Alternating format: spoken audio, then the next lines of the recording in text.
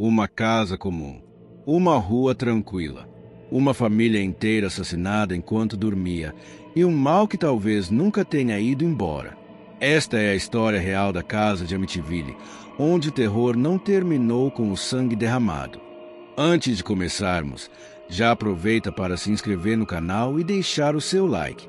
Isso me ajuda a continuar trazendo essas histórias reais, sombrias, assustadoras e muitas vezes baseadas em lendas que circulam pelas profundezas da internet. Aqui no Assustador, o medo é sempre o convidado principal. Em uma madrugada gelada de 13 de novembro de 1974, um crime chocante mergulhou a pequena cidade de Amityville, em Nova York, num pesadelo do qual ela jamais acordaria. Ronald DeFeo Jr., um jovem de apenas 23 anos, caminhou silenciosamente pelos corredores da casa onde morava com a família. Sem qualquer aviso, com um rifle nas mãos, cometeu um dos assassinatos em massa mais brutais da história dos Estados Unidos. Um por um, seus pais e seus 4 irmãos foram executados a sangue frio enquanto dormiam. Os corpos foram encontrados nas camas, todos de bruços, como se tivessem sido organizados após a morte. Nenhum sinal de luta, nenhum grito ouvido pelos vizinhos. Apenas o silêncio pesado e o horror estampado em cada quarto da casa. Ronald foi preso no mesmo dia. Ao ser interrogado, sua explicação beirava o absurdo. Ele dizia ter ouvido vozes. Vozes que sussurravam, que ordenavam, que exigiam sangue. Vozes que, segundo ele, vinham de dentro da própria casa. Algo ali, dizia Ronald, o estava manipulando, dominando sua mente, empurrando para o abismo. A tragédia estampou os jornais e marcou para sempre o endereço 112 da Ocean Avenue. Mas o que ninguém imaginava é que o verdadeiro terror naquele lugar estava apenas começando. Pouco mais de um ano após o massacre que manchou as paredes daquela casa com sangue, em dezembro de 1975, uma nova família cruzou o portão da residência número 112 da Ocean Avenue. George e Kate Lutz, junto com seus 3 filhos pequenos, decidiram começar uma nova vida ali, exatamente onde a antiga havia terminado em tragédia. Eles sabiam o que havia acontecido. Estavam plenamente cientes dos assassinatos. A história estava em todos os jornais, nas conversas de vizinhança, nas lembranças assustadas da cidade. Mas o preço da casa era irresistível. Uma verdadeira pechincha para uma construção espaçosa de 2 andares, com porão, garagem e vista para o lago. Um lar perfeito, ao menos por fora. George e Kate tentaram racionalizar. Pensaram que o passado não podia machucar, que o mal não era algo que se grudava nas paredes, que tudo aquilo era apenas uma história trágica, horrível, sim, mas enterrada no tempo. E assim, ignorando os sussurros e os avisos, eles entraram. Naquela noite, os Lutz dormiram pela primeira vez na casa. E foi também naquela noite que algo pareceu despertar. A estadia da família Lutz naquela casa durou apenas 28 dias, menos de um mês. Mas o que viveram ali foi tão intenso, tão perturbador, que eles abandonaram tudo, móveis, roupas, pertences pessoais, e nunca mais voltaram. Fugiram em uma madrugada gelada, com o coração acelerado, sem olhar para trás. O que aconteceu durante aquelas 4 semanas ainda hoje é motivo de debates, livros e filmes.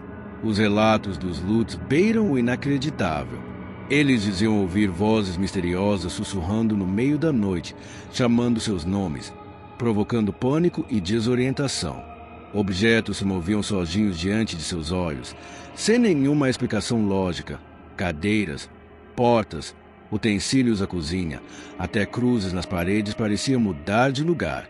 O ar da casa ficava insuportável em certos momentos. Um fedor inexplicável, de lixo, de carne podre, de algo morto, se espalhava pelos cômodos sem nenhuma fonte visível. E então, de repente, tudo desaparecia. Mas o pior ainda estava por vir. Um líquido viscoso e esverdeado começou a escorrer pelas paredes de alguns cômodos. George tentou limpar, mas ele voltava, como se a casa estivesse sangrando. Havia um quarto específico que nunca esquentava, não importava o que fizessem. Nem lareira, nem aquecedor. Era como se o frio viesse de dentro, de algo que se escondia ali. George, o pai, começou a mudar. Ele ficava cada vez mais agressivo, isolado, inquieto, e todas as noites acordava exatamente às 3h15 da manhã, sempre o mesmo horário. Coincidência ou não, esse foi o horário estimado em que Ronald DeFeo matou sua família. Aparições começaram a se manifestar. Figuras sombrias, olhos brilhantes no escuro, uma presença maligna que percorria os corredores. A filha mais nova dizia conversar com uma criatura que ela chamava de George, um ser com olhos vermelhos, aparência monstruosa. George sentia toques no corpo durante a madrugada, como gás roçando sua pele. Kate foi empurrada, arranhada e até levitada. Segundo seus relatos, a casa estava viva e ela os queria fora. O caos vivido pelos Lutz rapidamente chamou a atenção da mídia e do público. Em poucos dias, o que era apenas mais uma casa e uma rua comum de Amityville se transformou no epicentro de um fenômeno paranormal de repercussão mundial. Jornalistas, curiosos, investigadores e estudiosos do oculto começaram a cercar o local, cada um buscando respostas para os acontecimentos inexplicáveis que ali ocorriam. Foi nesse cenário de medo e mistério que entraram em cena Ed e Lorraine Warren, os mais renomados investigadores paranormais dos Estados Unidos na época. Casados e profundamente religiosos, eles já haviam enfrentado casos envolvendo possessões, casas assombradas e manifestações demoníacas. Mas nada os preparou para o que encontrariam ali. Ao chegar na casa de Amityville, Lorraine, que dizia possuir dons de mediunidade, ficou imediatamente desconfortável. Desde os primeiros passos dentro da residência, ela sentiu o peso de algo terrível pairando no ar. Uma presença sufocante, invisível, mas completamente real. Ao subir as escadas, Lorraine sentiu uma onda de náusea e calafrios, como se estivesse sendo observada, vigiada por algo que não queria ser perturbado. Durante uma das sessões de investigação, ela afirmou com todas as palavras: ali havia algo demoníaco e inumano. Não era um espírito perdido, nem uma alma presa entre mundos. Era uma entidade mais antiga, mais cruel, algo que se alimentava do medo e da dor. Ed, por sua vez, utilizou equipamentos, gravações e registros fotográficos, buscando evidências materiais da atividade sobrenatural. Segundo ele, a casa carregava uma energia profundamente negativa, que parecia emanar do próprio solo em que ela havia sido construída. Para os Warren, não restavam dúvidas. Aquela casa era um portal, um canal aberto entre o nosso mundo e algo muito pior, algo que não podia ser explicado apenas com lógica ou ciência. A investigação dele serviria de base para livros, documentários, anos mais tarde, filmes.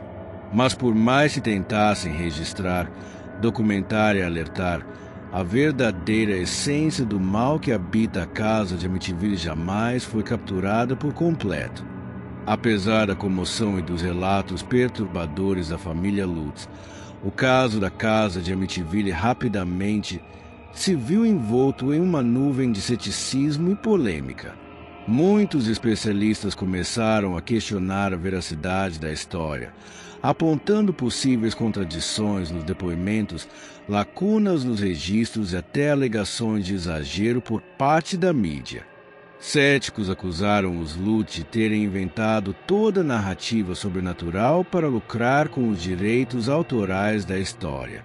A ideia de transformar o trauma em livro, que de fato se tornou um best-seller, e depois em filmes, reforçou as suspeitas de que tudo poderia ter sido premeditado. Houve até quem sugerisse que eles tivessem recebido conselhos de advogado, de escritores para aumentar os acontecimentos em troca de fama e dinheiro. Além disso, investigações policiais posteriores não encontraram nenhuma evidência física concreta dos fenômenos descritos pela família. Nenhuma foto definitiva, nenhum vídeo irrefutável. Apenas relatos intensos, sim, mas impossíveis de serem comprovados. No entanto, o mistério persistiu e a casa não deixou de chamar atenção. Outras pessoas que visitaram o local, jornalistas, cinegrafistas, curiosos até futuros proprietários, relataram experiências estranhas. Relatos de calafrios repentinos, de portas que batiam sozinhas, de vozes e risadas distantes, de presenças que pareciam seguir os visitantes pelos cômodos. Mesmo anos depois, com a fachada reformada e o número da casa alterado para 108, para afastar os curiosos, muitos dizem que ainda há algo ali, algo que observa, algo que nunca foi embora. O debate entre verdade e mentira continua, mas há quem acredite que, quando o mal se instala, ele não precisa de provas para existir. Ele simplesmente permanece. O que aconteceu na casa de Amityville seria um caso de possessão demoníaca, uma tragédia que abriu um portal para o mal, ou apenas uma história bem contada? Uma coisa é certa: o terror da casa número 112 da Ocean Avenue continua a assombrar gerações. Se você gostou dessa história, se inscreve no canal Assustador e deixa o like. Isso me ajuda a continuar trazendo mais relatos sombrios, reais e assustadores como esse.